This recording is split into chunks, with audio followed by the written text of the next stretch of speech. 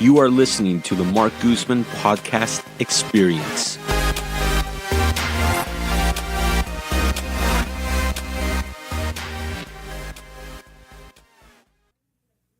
Okay.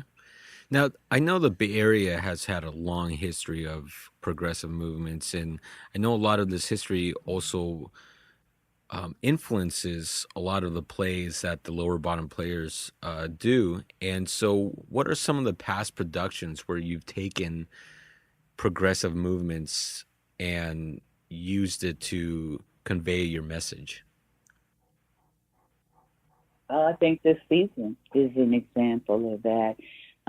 There's a large connection to prison movements centered in the East Bay because of the Black Panther Party, because of the number of people who went to jail from here or for what are called political crimes. There's a great interest in connecting the dots and in having one conversation. Black Lives Matters, when it talks about Black Lives Mattering, again, all of our work is from a Black lens because we understand that Black life does matter. And August Wilson, our experience with him taught us that our stories are enough. Our stories are enough for us to understand everything about being human. And there's something very humanizing about hitching your star to those stories, bringing those stories to main stage, digging a niche and saying, that's all I do. I'm not doing anything else. And then being able to hang out for 20 years and do it. We're going into our 19th season. That means that for 20 years, we've been making theater in that iteration. I used to say we were having an intergroup conversation. We just didn't care who else listened. I don't think that that's changed much, but I am perhaps a little bit more invested in who is listening and wanting.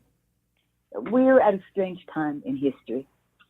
An interesting thing happened last January. I have another colleague who's an art maker who has a piece up now called the Trumpocalypse.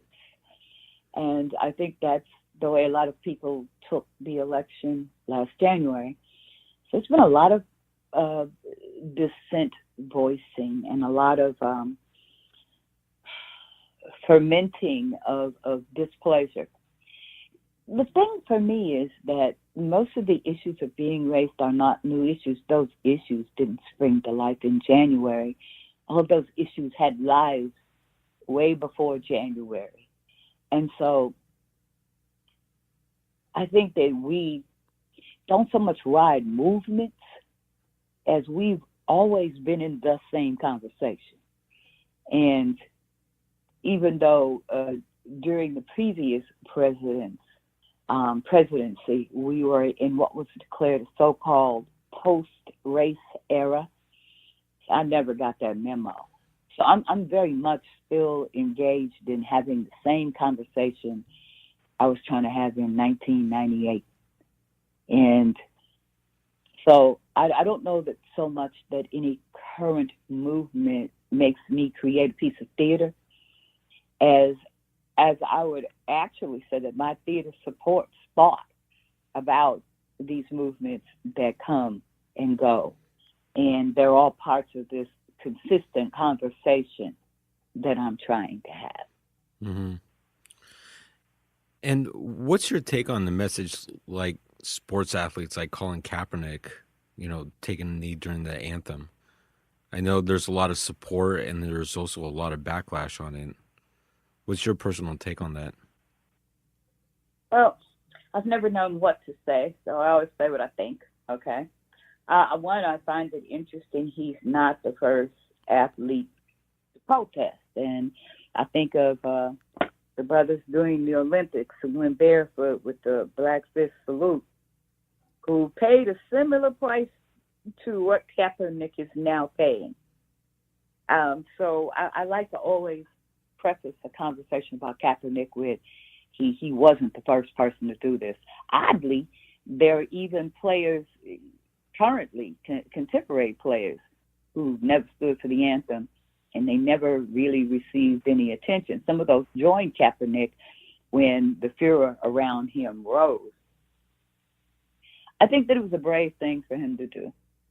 I wonder if he knew how much it would cost him when he did it. I think he is being blackballed. I think that everybody has the right to have an opinion.